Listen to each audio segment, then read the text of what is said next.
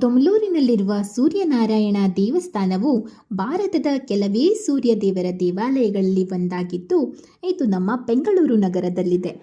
ಈ ದೇವಾಲಯ ಸೂರ್ಯನಾರಾಯಣನಿಗೆ ಅರ್ಪಿತವಾಗಿದೆ. ಇದನ್ನು 1995ರಲ್ಲಿ ಶ್ರೀ ಪಟೇಲ್ ಡಿ.ಆರ್. ಕೃಷ್ಣಾರೆಡ್ಡಿ ನಿರ್ಮಿಸಿದರು ಮತ್ತು ತುಮಕೂರಿನ ಸಿದ್ಧಗಂಗಾ ಮಠದ ಪರಮ ಪೂಜ್ಯ ಶ್ರೀ ಶ್ರೀ ಶ್ರೀ ಶಿವಕುಮಾರ ಸ್ವಾಮೀಜಿಯವರು ಈ ದೇವಾಲಯವನ್ನು ಉದ್ಘಾಟನೆ ಮಾಡಿದ್ದಾರೆ. ದೊಮ್ಮಲೂರಿನಲ್ಲಿರುವ ಸೂರ್ಯನಾರಾಯಣ ದೇವಾಲಯ ಭಾರತದ ಅತ್ಯಂತ ಸುಂದರವಾದ ಆಧುನಿಕ ದೇವಾಲಯಗಳಲ್ಲಿ ಒಂದಾಗಿದ್ದು, ಶ್ರೀಮಂತ ಚೋಳ ದೇವಾಲಯದ ವಾಸ್ತುಶಿಲ್ಪ ಶೈಲಿಯಲ್ಲಿ ಪರಿಣಿತ ಕುಶಲಕರ್ಮಿಗಳು ಅತ್ಯದ್ಭುತವಾಗಿ ನಿರ್ಮಿಸಿದ್ದಾರೆ. ಈ ದೇವಾಲಯವು ಪ್ರತಿದಿನ ಹೆಚ್ಚಿನ ಸಂಖ್ಯೆಯಲ್ಲಿ ಭಕ್ತರನ್ನು ಆಕರ್ಷಿಸುತ್ತದೆ. ವಿಶೇಷವಾಗಿ ಮಾಘ ಮಾಸ ಸುಧಾ ತೃತೀಯದಂದು ನಡೆಯುವ 8 ದಿನಗಳ ಬ್ರಹ್ಮೋತ್ಸವದ ಸಮಯದಲ್ಲಿ ಸೂರ್ಯನಾರಾಯಣನ ಭವ್ಯವಾದ ವಿಗ್ರಹವನ್ನು ಬದರಿನಾಥದಿಂದ ಖರೀದಿಸಲಾಗಿದೆ. ಪ್ರಭಾವಳಿಯ ಜೊತೆಗೆ ಇದು 3.25 ಅಡಿ ಉದ್ದವಿದೆ. ತಳದಲ್ಲಿ ಕಶ್ಯಪ ಮತ್ತು ಅದಿತಿಯ ವಿಗ್ರಹಗಳನ್ನು ಕಾಣಬಹುದಾಗಿದೆ.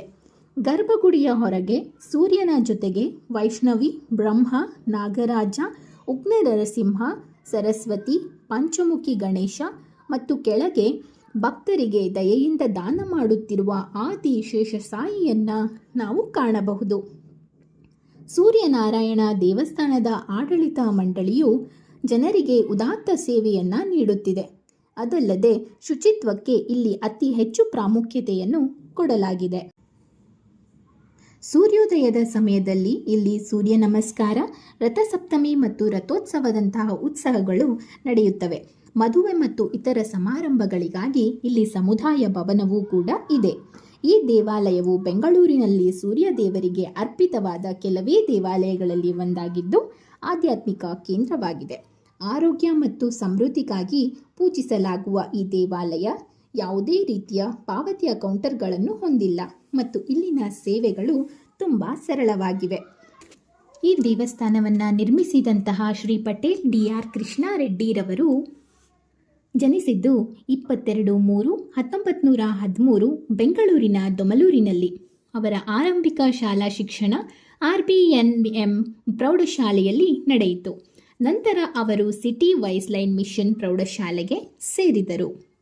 ಭಾರತದ ಸ್ವಾತಂತ್ರ್ಯಕ್ಕಾಗಿ ಹಾತೊರೆಯುತ್ತಿದ್ದ ಸಮಯದಲ್ಲಿ 1940 ಯುವ ಕೃಷ್ಣಾರೆಡ್ಡಿ ಸ್ವಾತಂತ್ರ್ಯ ಹೋರಾಟಕ್ಕೆ ಧುಮುಕಿದರು.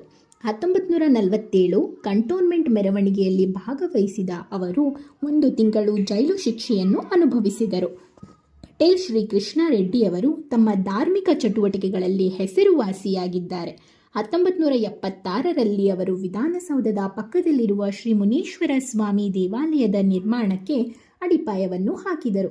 1981ರಲ್ಲಿ ಆಗಿನ ಮುಖ್ಯಮಂತ್ರಿಗಳಾದ ಶ್ರೀ ಆರ್. ಗುಂಡೂರಾವ್ ಅವರೊಂದಿಗೆ ಅವರ ಶ್ರೀ ಲಕ್ಷ್ಮೀನಾರಾಯಣ ಸ್ವಾಮಿ ದೇವಾಲಯದ ನಿರ್ಮಾಣಕ್ಕೆ ಅಡಿಪಾಯವನ್ನು ಹಾಕಿದರು.